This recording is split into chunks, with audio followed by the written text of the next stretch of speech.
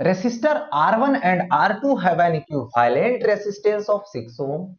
when connected in the circuit shown below. The resistance of ये R1 है ना, could be in ohm. देखिए ये दो रेसिस्टर है जो सर्किट में कनेक्ट है R1 एंड R2 और ये दोनों जो है वो पैरेलल कॉम्बिनेशन। तो यहां पे बोला जा रहा है इसमें कि R1 की वैल्यू होगी, क्या होगी, तो यहां पर ये दे रखा है कि इक्विवेलेंट जो रेसिस्टेंस है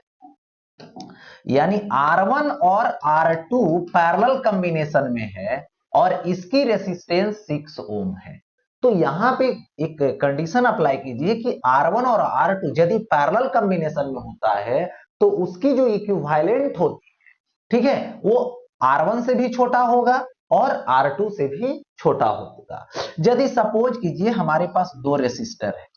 एक 3 ओम का है और एक ये 6 ओम का है, दोनों को पैरेलल कॉम्बिनेशन में ऐड कर दिया मैं, तो इसका इक्विवेलेंट जब निकालोगे तो R इक्विवेलेंट होता है, देखिए R1 इंटू R2 यानी 6 इंटू 3 और बाई 6 प्लस 3 कैलकुलेट करके आ जाएगा 2 ओम ट्रिक से, यानी 2 ओम क्या होगा, ये 6 से भी छोटा है और ये 3 से भी छोटा है।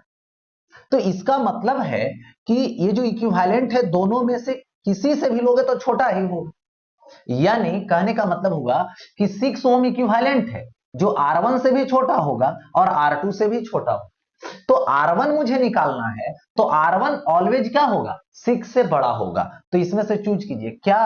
1 ओम ये R1 का हो सकता है, नहीं, क्योंकि 1 ओम 6 ओम से छोटा है जो पॉसिबल ही नहीं है। 5 ओम भी नहीं होगा, है ना, 4 ओम भी नहीं होगा, कौन सा होगा, 8 ओम, क्योंकि हमेशा ये देखना है पैरेलल कॉम्बिनेशन में इक्विवेलेंट जो आया है उससे ये बड़ा होगा, R1 हो या R2, तो कितना होगा, 8 ओम होगा।